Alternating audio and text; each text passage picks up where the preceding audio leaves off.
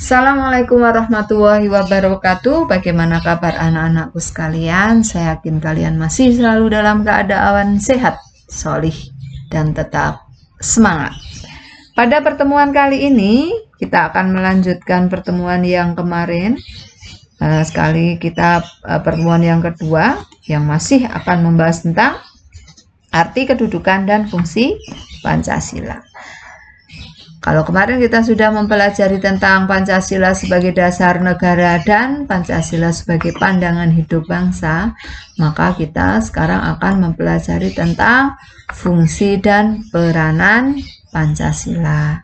Masih sama, ini masih sesuai dengan Pancasila sebagai pandangan hidup dan Pancasila sebagai dasar negara, karena di sini ada jiwa Pancasila, kepribadian Pancasila, sumber dari segala sumber hukum yang sudah saya terangkan kemarin, kemudian yang ada dalam pembukaan Undang-Undang Dasar 45, ya, di dalamnya terdapat cita-cita dan tujuan bangsa. Nah, sekarang kita akan mempelajari tentang ideologi, istilah ideologi.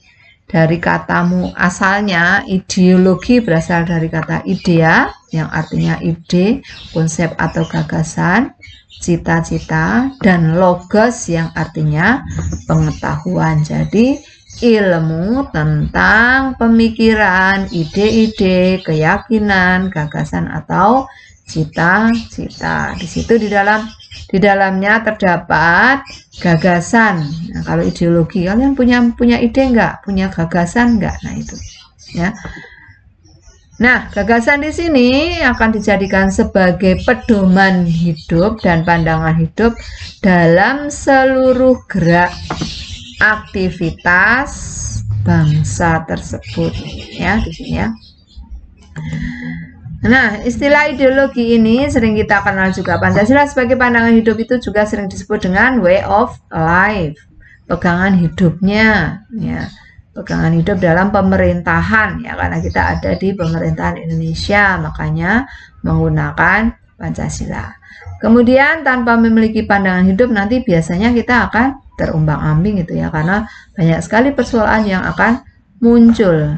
Kemudian di situ makanya para pendiri negara itu memiliki banyak pemikiran yang kemudian disampaikan oleh pendiri negara yang akhirnya nanti karena Indonesia punya ciri khasnya, maka Indonesia mengambil ciri khas ini dari kepribadian bangsa yang ada.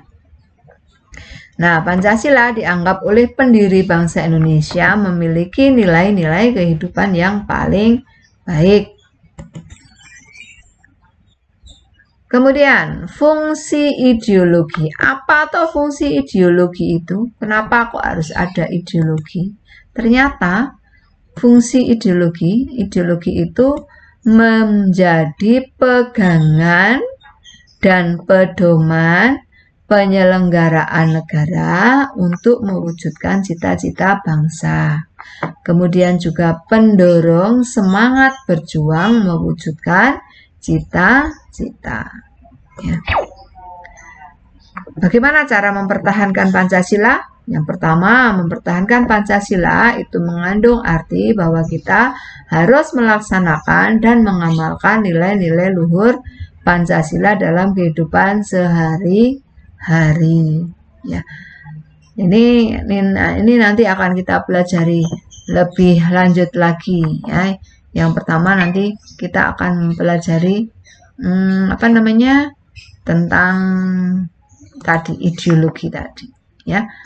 Mungkin sampai sini dulu yang bisa saya sampaikan. Kita tutup dulu. Billahi taufik wal hidayah. Wassalamualaikum warahmatullahi wabarakatuh.